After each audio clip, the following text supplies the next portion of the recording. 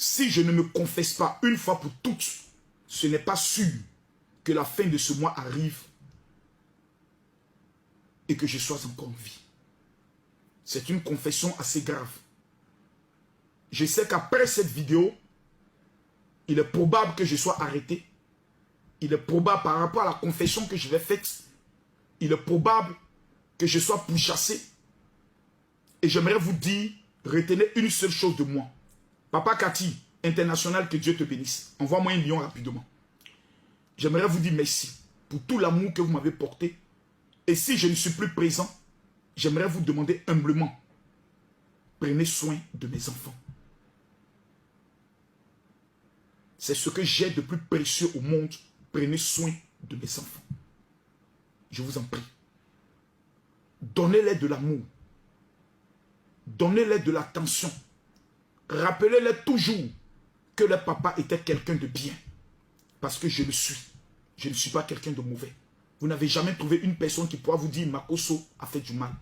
Mais ce soir, j'ai une confession assez importante à faire. Et je sais que cette confession que je vais prendre le soin de faire va me créer beaucoup de problèmes. Vous savez, je vais vous montrer aujourd'hui, merci beaucoup Papa Cathy, je vais vous montrer aujourd'hui comment je fais pour multiplier mon succès. Parce que beaucoup me le demandent. Qu'est-ce que j'ai fait? J'ai appris que beaucoup de personnes sont allées laver leurs mains avec beurre au Ghana. Je n'ai pas lavé mes mains avec du beurre. Je vois que beaucoup sont allés faire le zamou. J'ai fait plus que le zamou. Zamou est petit. Ce que moi j'ai fait plus grave. Je vois que plusieurs ont vendu un membre de leur famille. Moi j'ai fait pire. J'ai bu le sang. Et j'ai mangé la chair de quelqu'un. Ce que j'ai à vous confesser aujourd'hui est grave. Je vous demande pardon de bien vouloir mettre beaucoup de cœur et de partager la vidéo. Ça me fatigue. Si je ne dis pas, si je ne parle pas, c'est comme si je sens quelque chose qui me poursuit. Qui me dit parle, parle, parle, sinon tu vas mourir. Beaucoup vont rire. Mais c'est après vous allez comprendre. J'ai mangé et j'ai bu. J'ai mangé la chair et j'ai bu le sang de quelqu'un. Et je dois me confesser aujourd'hui. Je vous demande pardon. Mettez les cœurs, partagez le direct. J'ai chassé Mathieu. J'ai chassé tout le monde. J'ai voulu être seul dans ce bureau. Vous allez voir. Mathieu! Mathieu! Mathieu est parti. Je me confesse devant tout le monde. J'ai mangé la chair de quelqu'un et j'ai bu le sang de quelqu'un pour être ce que je suis. Tous les dimanches, on le fait. On mange la chair de Jésus et on boit son sang. Ça veut dire... Est-ce que vous avez pipé Lionel El Maestro 2.0? Et yo, la famille, ici je suis Lionel El Maestro. C'est quoi ça, on peut plus dormir? Non, pourquoi? Chaque jour qu'on dort, qu'on se réveille, il y a de nouveaux dossiers. Je vais parler. On quitte là-bas. Que nous sommes plus dangereux que les sorciers. Excusez-moi d'abord, j'aimerais d'abord commencer par là.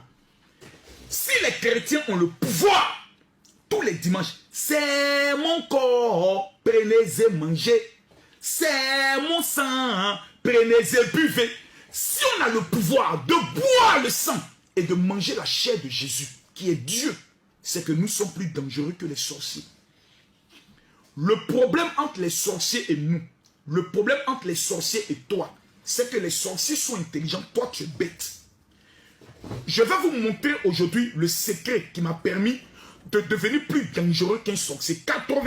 99% des personnes qui meurent pauvres, célibataires, chômeurs, misérables, sont des personnes qui, dans leur esprit, c'est-à-dire dans leur mentalité, là, ils ont déjà accepté qu'ils sont pauvres. À partir de là, pourquoi le père d'Aloa, là, pourquoi il est toujours dans la misère, dans le problème? C'est parce que dans son esprit, il se voit déjà comme étant pauvre. Je vais vous donner une petite révélation qui va vous choquer. L'homme n'est pas seulement un. C'est-à-dire tu n'es pas seulement la chair.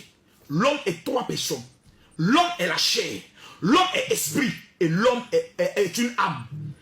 Mais l'un des éléments qui fait en sorte que l'homme reste toujours le dernier dans sa vie, c'est qu'il y a un côté mystique qui est en nous, que nous n'avons jamais utilisé.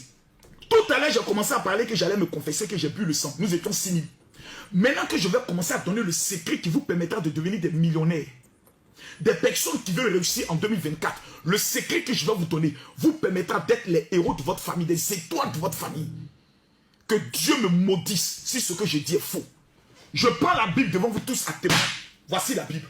Si un seul mensonge, une seule manipulation sort de ma bouche, que cette année ne finisse pas, que ce mois ne finisse pas, que Dieu prenne ma vie.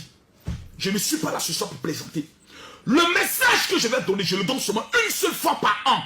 Je le donne jamais 2 fois. Je le donne une fois par an. S'il vous plaît, prenons-nous au sérieux. Le problème de ta vie, quand tu regardes ta vie, qu'est-ce qui est agréable? Rien. Tu rencontres des hommes, tu ne peux pas rester avec ces hommes. Tu entreprends une affaire, l'affaire échoue toujours. Je vais t'expliquer aujourd'hui qu'est-ce qui ne va pas.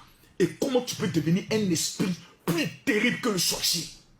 Mesdames, Mesdemoiselles et Messieurs, lorsque une personne est gravement malade, écoutez-moi bien, quand quelqu'un est malade, quand on envoie la personne à l'hôpital, quelle est la première des choses que le médecin lui dit? Quand quelqu'un est gravement malade, qu'il est à 2 doigts de la mort, quelles sont les premières paroles que le médecin lui dit? Le médecin. Je ne dis pas le pasteur, je vous parle du médecin. Que lui dit le médecin, s'il vous plaît? Écrivez-moi dans les commentaires. Lorsque quelqu'un est entre la vie et la mort, que la personne arrive à l'hôpital, quelles sont les premières paroles du médecin quand il sait que la personne est déjà condamnée? Quelle est la première parole? Le médecin te dit toujours, ne pense pas à la mort. Seigneur Jésus, je t'en supplie, ouvre l'esprit des gens ce soir. Seigneur, je prie que ce soir tu fasses sortir 1000 milliardaires. Ce soir, 1000 personnes qui deviendront des milliardaires. Seigneur, 1000 personnes qui deviendront des milliardaires. S'il vous plaît, écoutez-moi, je vous en supplie.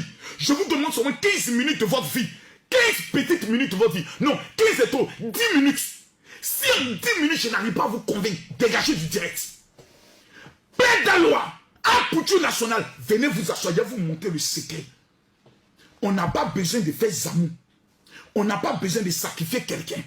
Je suis 2 fois plus dangereux que tous les sorciers qui existent dans ce pays. On dit souvent chez nous que à force de dessiner le diable au mur, il finit par entrer à la maison. Ce n'est pas une première fois ou une deuxième fois que Marcos fait ce genre de sortie où il alerte les gens qu'il est menacé et que s'il n'est plus là, ses enfants, que nous on prend soin. Bon, bref, il dit nous tous compris, ceux qui sont sur la toile. Et bon, je me dis, il est bien vrai, c'est un mamailleur parce que je me dis, je suis, au fond de moi, je sais que Makoso, il a là de la communication, vraiment il sait communiquer. Mais s'il y a des sorties aussi, il ne faut pas seulement prendre ça au premier degré, parce que au deuxième degré, parce que là, il faut au premier degré. Makoso n'est pas un enfant et quand il dit des choses, et après il embrouille avec l'évangile. Bref, comme il a eu à faire, parce qu'au départ, au départ, quand j'ai suivi son direct, je me disais qu'il devait faire une grande communication, bien une grande confection en tant que tel, mais ça n'a pas été le cas. Je ne sais pas si en tout cas, je pense qu'il maîtrise le game vraiment. Marcos maîtrise le game. Il maîtrise le game. Voilà, comme il dit parfois que c'est un mamailleur, je ne pense pas qu'il le dit de manière anodine. C'est vraiment un mamailleur et j'espère juste que c'est qu'il prédit tout le temps que s'il n'est plus là, on le poursuit et tout et tout. Et il le dit vraiment. Il sait aussi que ça peut aussi un jour se reproduire. Bon, j'espère au moins que ses enfants, bon, Kimi, elle est une grande fille, qu'elle prend tout ça aussi au sérieux parce que là, pour pas seulement matin, bim, on entend souvent que Marcos est monté, Marcos est descendu. Bref, moi je dis souvent, il dit juste qu'il ne faut pas parfois trop prédire les choses alors que peut-être autour il n'y a rien. Peut-être il y a des choses qui se passent que lui se maîtrise, on ne sait pas. Mais dans le fond, il n'est pas allé à sa pensée. Enfin, j'y arrive. J'espère que les prochains jours, peut-être, il va nous dire de quoi est-ce qu'il s'agissait. Alors, les amis, j'étais Lionel Maestro. Abonne-toi et surtout, partage.